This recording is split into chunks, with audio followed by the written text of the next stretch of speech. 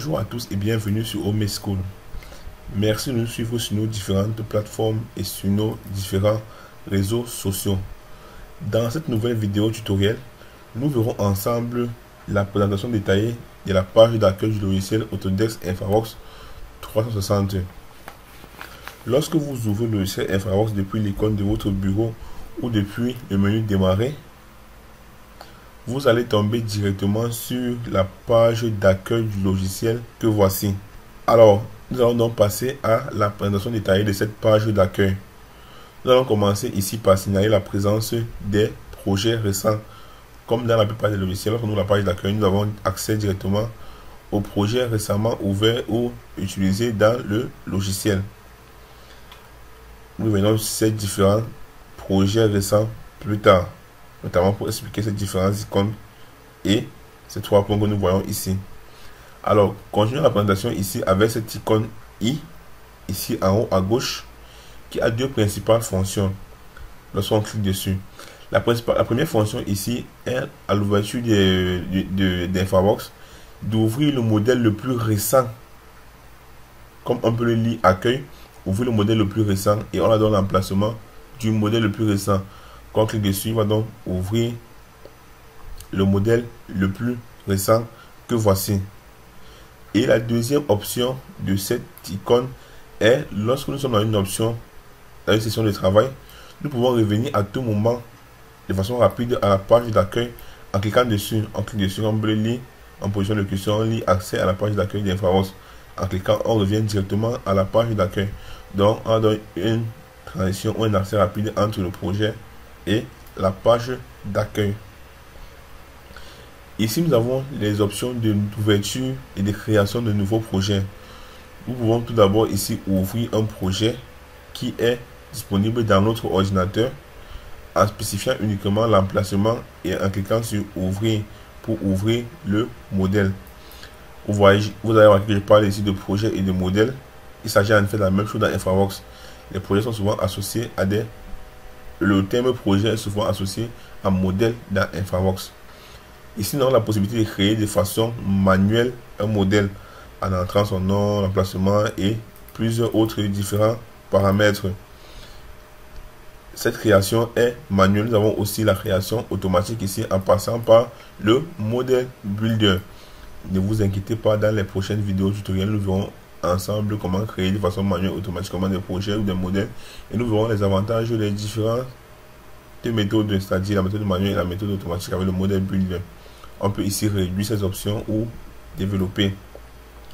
Ici, on a la possibilité de trier les modèles récents par date, du plus vieux au plus récent, ou inversement, comme la flèche indique ici, du plus récent au plus vieux.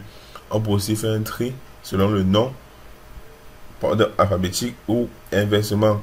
On a la possibilité de réduire ces options de tri ou de les développer. Un projet peut aussi être retrouvé en saisissant son nom ici dans la barre de recherche. Par exemple, je cherche le projet interface. Je vais taper ici interface.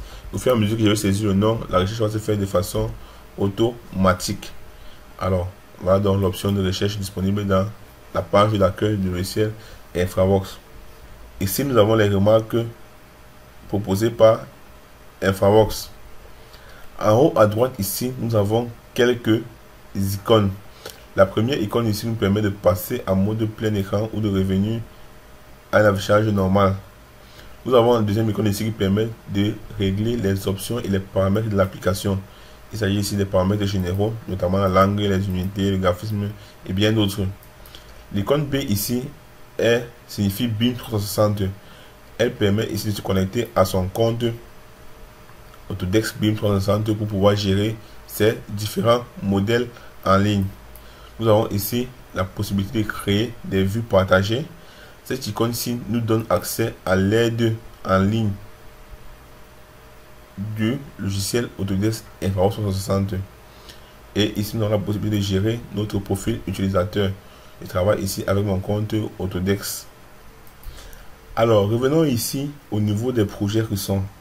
Nous verrons que sur chaque projet récent, nous avons une icône à bas à droite. Et ces icônes diffèrent selon le projet. Alors, comprenons que dans AutoCAD, dans Autodesk Infavox, en fonction du mode de création du projet ou en fonction de l'emplacement du projet, les icônes disponibles ici en bas à droite de chaque modèle seront différentes. L'icône de la maison ici signifie simplement qu'il s'agit d'un modèle local, c'est-à-dire un modèle placé dans mon ordinateur. Ici, le symbole du nuage signifie qu'il s'agit d'un modèle cloud ou un modèle en ligne. Donc ce modèle n'est pas dans mon ordinateur. Il a été créé mais il est hébergé en ligne. Pour l'utiliser, il faudra d'abord le télécharger ou créer une copie dans notre système local. Ici, la flèche bleue, la flèche blanche avec le cercle bleu signifie qu'il s'agit des modèles ou des templates. Il s'agit des modèles exemples ou des templates qui sont fournis lors de l'installation du logiciel Infavox. De même que pour les modèles cloud pour les utiliser, il faut d'abord les télécharger ou créer une copie dans notre système local.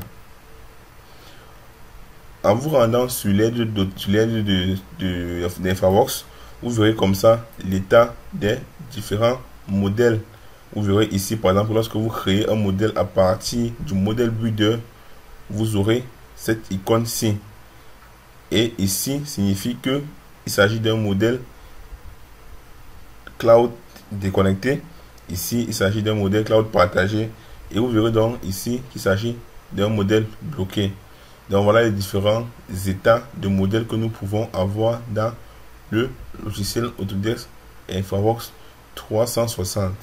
En bas et à gauche de chaque modèle, nous avons 3 points ici qui nous permettent de gérer le modèle. Comme on peut le lire lorsqu'on pose le curseur dessus, gérer les modèles. En cliquant dessus, on a la possibilité d'ouvrir le modèle, de dupliquer le modèle ou de supprimer le modèle. Bien sûr, il s'agit ici pour le cas d'un projet ou d'un modèle local. Si nous venons ici, par exemple, sur le modèle exemple, on clique dessus, vous voyez qu'on a uniquement la possibilité d'ouvrir le modèle. On ne peut pas le supprimer parce que c'est un template qui vient avec le logiciel. Il en est de même pour les modèles cloud. Ici, on a la possibilité d'ouvrir le modèle, de supprimer complètement le modèle du cloud ou de supprimer la copie que nous avons téléchargée sur notre système local. Pour terminer, ici nous avons la possibilité de faire un autre tri sur les projets récents. On peut choisir d'afficher tous les projets, seulement les modèles exemples, ou encore si on était connecté à notre compte 360, d'afficher les modèles disponibles dans notre compte Autodesk BIM 360. On a la possibilité ici de faire une actualisation. On va réafficher tous les modèles et conclure en disant que voici donc de façon détaillée la présentation des différents éléments se trouvant sur la page d'accueil du logiciel AutoCAD Autodesk, du logiciel Autodesk Infavox 360. Dans les prochaines vidéos tutoriels, nous commencerons l'utilisation pratique du logiciel Autodesk Infavox, notamment à travers la création, l'ouverture des projets et l'importation des données.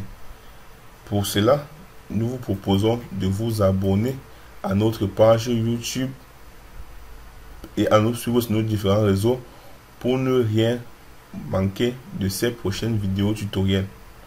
Merci et à bientôt.